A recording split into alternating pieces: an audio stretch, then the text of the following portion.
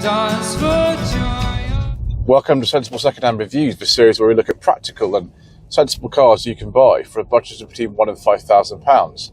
This is a 2017 Nissan Qashqai J11 1.2 Tekna Xtronic. But is it any good? Should you care? Let's find out, shall we?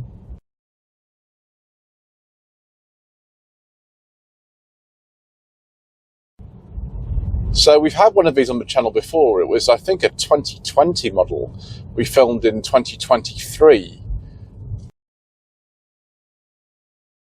This is an earlier car. It's a 2017. It's a facelifted car, but it has the older 1.2 engine in it.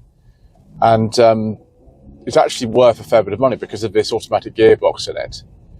It's done less than 30,000 miles, which is good, I suppose, for a used one of these. The base engine when this car was launched in 2014 was 113 brake horsepower 1.2 like this one. Above that was a 1.6 161 brake horsepower. And then in 2018, about a year after the facelift, both those engines were replaced with a 1.3 unit, either generating 138 brake horsepower or 157 brake horsepower. That's an engine used in lots of Mercedes and Renault models as well. There are also some diesels available, but as usual, due to controversial government legislation and all kinds of other reasons, we don't talk about diesels on this channel. Nissan say that this 1.2 Xtronic model will do 0 to 60 in about 12 seconds. Let's have a go. Ooh, gosh, typical CVT gearbox and not the nicest sounding. Let's put it into sport mode and see if that makes a difference. Yeah, we are going faster, but it just doesn't sound very nice. It sounds a bit sort of strange, really. Let's put it back into normal mode and just let it calm down a bit, shall we? So ride and handling, it's not bad actually. Steering's a little bit on the light side, but than it is in most cars like this. Ride seems okay. Actually, it's not badly engineered. This it feels all right. Personally, I prefer a 6-speed manual like was in the 1.3 model that we tried in 2023. But you know, this will do, I suppose. One problem is with this 1.2 engine, and you'll hear me refer to this several times during this video, is that it suffers from quite catastrophic oil starvation problems.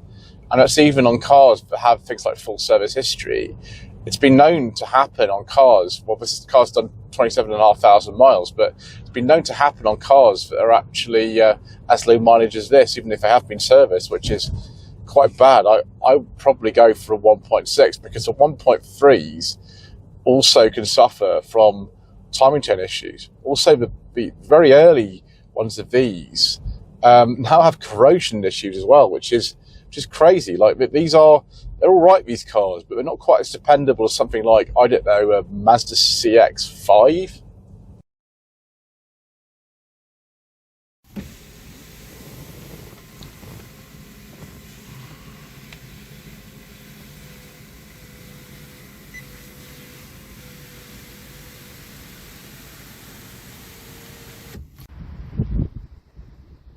So here we are, viewers, yet another facelifted J11 Qashqai.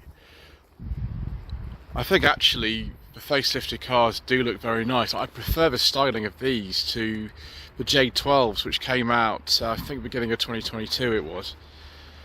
So this is a nice high spec one. It's got, well, everything. It's even got multi-stage heated seats and surround view cameras and all kind of stuff, which is nice.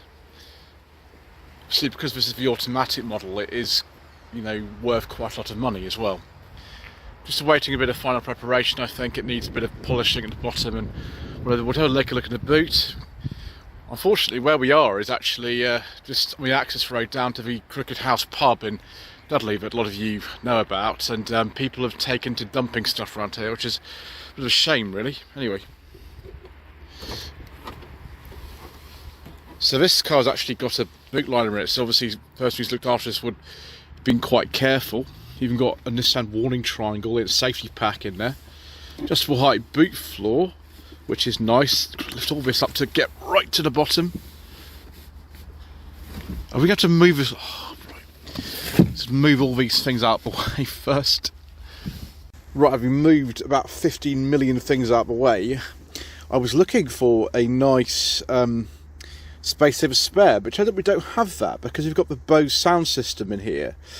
But just bear that in mind if you are going to buy one of these cars, that if you have this nice sound system, it fills up the spare wheel well. Right, once you've put all these pieces of boot floor back in and this load liner, the boot volume is actually 430 litres. I mean, you just take this floor out. If you wanted to have the maximum capacity, it's actually smaller than an MG ZS from the class below, which is a little bit disappointing really, but never mind. I'm sure it's suitable for most people's use. You've got bits on the side there where you can put stuff. That load liner is actually quite useful. This car's done less than 30,000 miles, so whoever's owned this has been a careful person. It does look nice on these diamond cut wheels. Actually, they've held up remarkably well, considering normally diamond cut wheels are things that don't last very long at all. Space at the back looks quite good. We've got this sort of leather or Artico leather interior in here. Also got a nice panoramic sunroof. Let's open that later on, shouldn't I? Yeah, so it's very spacious in here actually. This is an electric driver's seat, which is just nice, very nice and comfortable. One thing I don't spot, despite the fact that it's a facelifted car, we don't have a USB port in the back of here or even a 12-volt socket actually. We've got some door bends though, which is nice. Actually, the door card feels good. I wish it was a bit more fabric in here, but that seems to be the case with cars these days. Got a nice armrest with some cup holders in there. And we've got individual courtesy lights on either side. Could this one turn on? Yes. Excellent, viewers. Plenty of light, and then of course we can open the sunroof as well if we want to. Although on a day like today, it's 3 degrees and quite grey, maybe not the ideal day for that. But yeah, nice and comfortable, plenty of room to put child seats in and out, if that's what you want to do. Obviously, this is one of the most popular cars in the country, and that's what most of these are being used for, as family cars. So that is a very, very important thing to be able to do. Right, keyless entry, of course, on this model. There's a little oval Nissan key. The electric driver's seat, power fold mirrors, all the usual modern conveniences. The only thing is the door bins are quite small actually. They're not smaller than you'd think in a big car like this, but there we go. So I got my power fold mirrors to work just like this. Do we get them? Yes. Excellent, and that shows off the blind spot monitoring as well. Super. So we've got all sorts of things on here. We've got a colour display in the middle of there. Do we have Android Auto and Apple CarPlay in this particular thing? Actually, no, we won't do that. We'll play with the cameras, shall we? We'll just play with the cameras. There we go. Yes. Yes. Park assist not available. Oh well. But there you go, it just gives you an idea of where some of the cameras are. Can I press various bits of this and move it round, or do I have to press this? There we go, that works. There we go, that's what I was looking for. Yeah, there we are. It's handy, isn't it?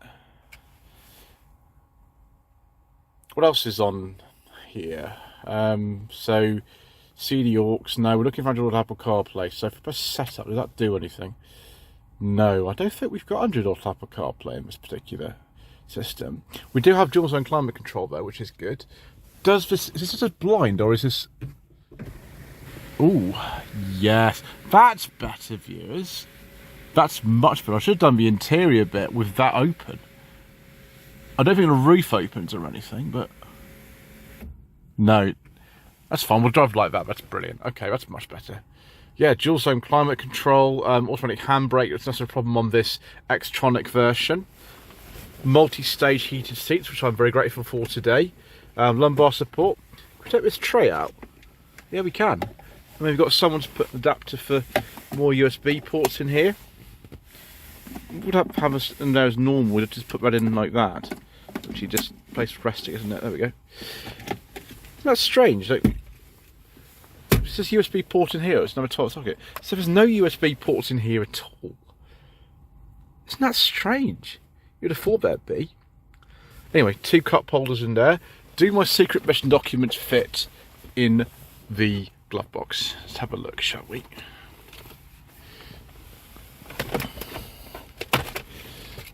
Yes, they do. Excellent. Because I can put them in there when the door bins are a bit small. So yeah, nice soft touch material on top of here. That's good. It's very comfortable. And then we've got lane keeping assist down there on the right hand side. Come on camera. Yes, yes, yes. There we go. Eco mode. Now, if it's anything like the eco mode on the old Renault Captur that I drove a few years ago, I would recommend not touching it, viewers, because then we're going to go very, very, very slowly indeed. We have paddle shifters on here. No, we've got, it's just down on there. Yeah, it's not bad. Interior does feel quite nice. Obviously built in Sunderland, this particular car, which is good. It's good to support, you know, the local industry in our country if we can. Yeah. So if we press OK on here, what things do we have on this central screen here that we don't have on there? I mean, that's a bit disappointing, actually, that thing. I expect a little bit better from this. We'll look at the nav anyway, since we're here. We can't do it anyway because we've not got the card in. Never mind. Let's just leave that then. So if we start her up using the keyless entry, I think we have to press the brake to do that. Right, there we go. So we press the brake. Ooh, a little spinny thing. That's nice. So let's have a look through, see if we can get this to work. Oh, right, that's okay, isn't it? There we go. Right. No, we don't need to do that. Okay, up and down. Yes, there we go. Average speed. Next. It's a bit more complicated than I thought, this view is. Hold on a moment.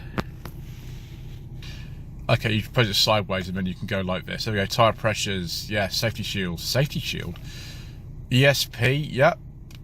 Lane keeping assist. Yes. Blind spot monitoring. Yes. Autonomous emergency braking. Yes. Excellent. DAB. Traffic sign recognition. Yes. Good. Terrible fuel economy. Right. That was easy, wasn't it, viewers? You've got 28 miles of fuel left, which is plenty. It's more than I need.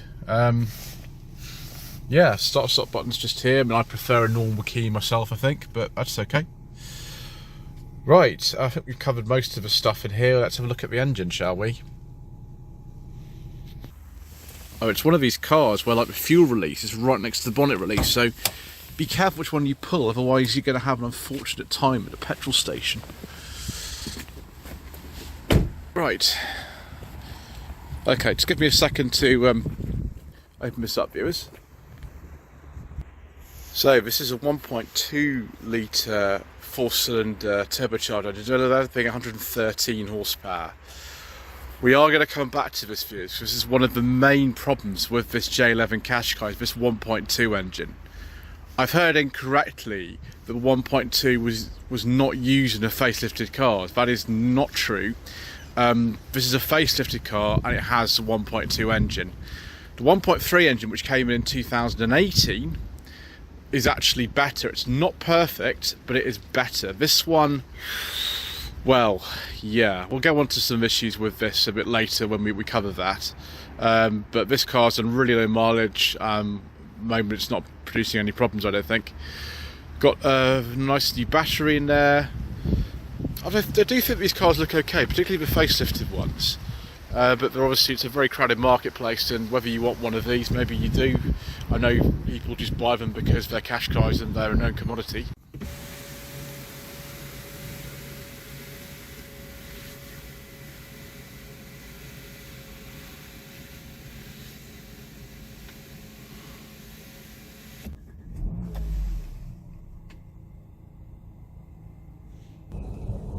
Now, clearly, we only talk about petrols on this channel, and so, you know, this is just what we have on these Qashqais, and actually, they're not that bad. They are quite nice to drive. The steering's good, the ride is good. The handling generally is really not too bad for a tall car like this, but it's just these sort of reliability concerns. Obviously, we are talking about petrol, so if you go back to the Mazda CX-5, they have terrible forbidden fuel engines too, but the petrol engines are very good. It's sort of the reverse of these, which is remarkable, really, because most of the time I source cars for clients who mostly want family cars like this. They're looking at petrols because they live in London or whatever and don't want to deal with particulate filters and things like that. But yeah, it's a shame because so many things about this car are quite good, and there's plenty of them around and all sorts of things like that. But it's just these issues that the engines have had recently, which tend to be the biggest problem with these, and it's a real shame.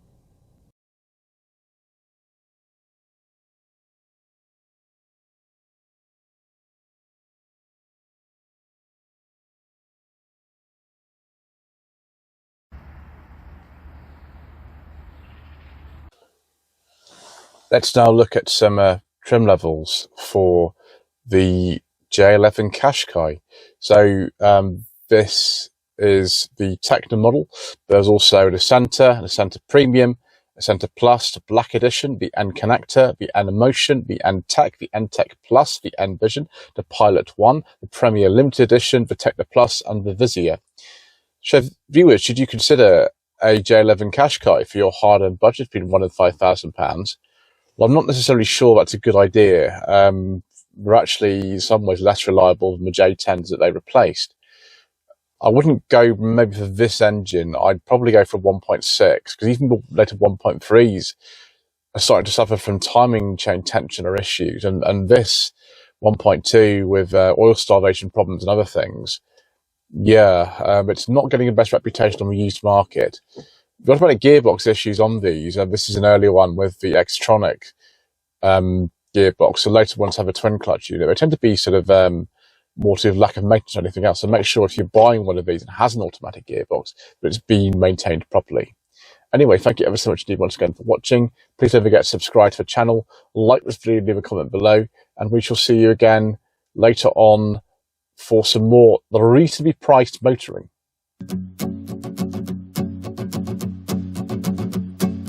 1, 2, 3, 4.